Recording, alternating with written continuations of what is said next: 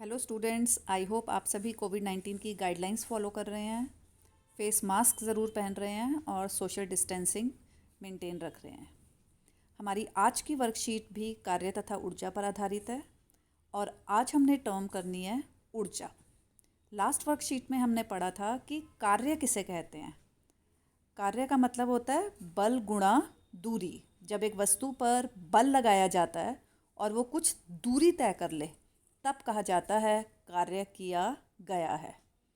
इसी प्रकार से जिस वस्तु में कार्य करने की क्षमता हो उसे क्या कहा जाता है। हम ये कहेंगे कि उस वस्तु में ऊर्जा है। ठीक है ना। आपके पास एक हथौड़ा पड़ा हुआ है, साइड में रुका हुआ पड़ा है, ऐसे ही है। क्या वो कुछ काम कर रहा है? नहीं। जब आप उस हथौड़े को किसी चीज़ पर मारेंगे तब वो कुछ काम करेगा। तब हम कहेंगे इसमें क्या है? ऊर्जा। एक बॉल, रुकी हुई बॉल है, वो कुछ नहीं काम कर रही। वही बॉल तेज़ी से गति करती हुई आएगी तो वो जो आपकी ये है आपकी विकेट, उसको उसकी तोड़ देगी। तो आप यहाँ देख रहे हैं, गिरा देगी उसे। तो इसका मतलब एक वस्तु जो है, जो कार्य करती है, उसमें क्या होती है? ऊर्जा। एक रुका हुआ पानी कोई कार्य नहीं कर रहा, एक बहता हुआ पानी कार्य कर रहा है, उसमें ऊर्जा होती है। ठीक है ना। ऐसे ही एक जो आपकी आप कह सकते हैं कोई आपकी बॉल ले लीजिए, या ठीक है ना, आपकी घड़ी रुकी हुई है, कोई कार्य नहीं कर रही, लेकिन जब वो घड़ी चल रही है वो कार्य तब कर रही है, तब उसमें ऊर्जा है। तो ऊर्जा कहते किसे हैं? ठीक है। आप यहीं पे देखिए, कोई भी वस्तु जिसमें कार्य करने की क्षमता हो कहा जाता है उसे ऊर्जा। ठीक है। बहुत सिंपल सी टर्म है, कार्य करने की क्षमता को ऊर्जा कहते हैं। क्योंकि ऊर्जा एक कार्य का ही रूप है तो इसका एसआई मात्रक भी क्या होता है? जूल। न्यूटन मीटर में भी मापते हैं, किलोग्राम मीटर स्क्वायर पर सेकंड स्क्वायर में भी मापते हैं इसे। कई बार क्या होता है कि कार्य बहुत ज़्यादा होता है तो जूल की बजाय हम कौन सा मात्रक यूज़ कर लेते हैं? किलो जूल, के जे। ये होता है किलो जूल। ठीक है। जैसे कम दूरी के लिए आप सेंटीमीटर यूज़ करते हैं, थोड़ी ज़्यादा दूरी हो जाए मीटर हम यूज़ कर लेते हैं, और ज़्यादा अगर दो स्टेट्स के बीच की दूरी है तो वो हम किलोमीटर यूज़ कर लेते हैं। इसी तरीके से अगर आपकी ऊर्जा ज़्यादा मात्रा में आ रही है तो हम किलो जूल यूज़ कर लेते हैं। 1 किलो जूल बराबर होता है आपका 1000 जूल के। ठीक है। ऊर्जा जो है कई रूप में हमें मिलती है। एक है सौर ऊर्जा। सौर ऊर्जा कौन सी ऊर्जा होती है? जो हमें सूर्य के प्रकाश में भी ऊर्जा होती है, उसे कहा जाता है सौर ऊर्जा। प्रकाश ऊर्जा, जो आपको प्रकाश है, आपकी लाइट है, लाइट एनर्जी कहा जाता है, उसमें भी ऊर्जा होती है।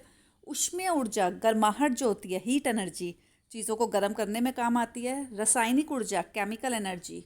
विद्युत ऊर्जा, ठीक है, इलेक्ट्रिकल एनर्जी। ज्वारीय ऊर्जा, पवन ऊर्जा, हवा, बहती हुई हवा को पवन कहा जाता है, उसमें भी ऊर्जा होती है। ध्वनि ऊर्जा, साउंड एनर्जी। यांत्रिक ऊर्जा, यांत्रिक मीन्स कुछ कार्य हो रहा है, मैकेनिकल। इसका मतलब होता है आपका गतिज ऊर्जा प्लस स्थितिज ऊर्जा। इन दोनों ऊर्जा के बारे में डिटेल में आप अगली वर्कशीट में पढ़ेंगे, ये आपके सिलेबस में है। ठीक है। तो सिंपल सी है आज की वर्कशीट के। एक बार क्वेश्चन आंसर्स आप देख लीजिए। पहला क्वेश्चन देखिए आप, ऊर्जा को परिभाषित कीजिए और इसका एसआई मात्रक भी लिखिए। ये ऊपर ही आपको मैंने बताया था। ये रहा आपका।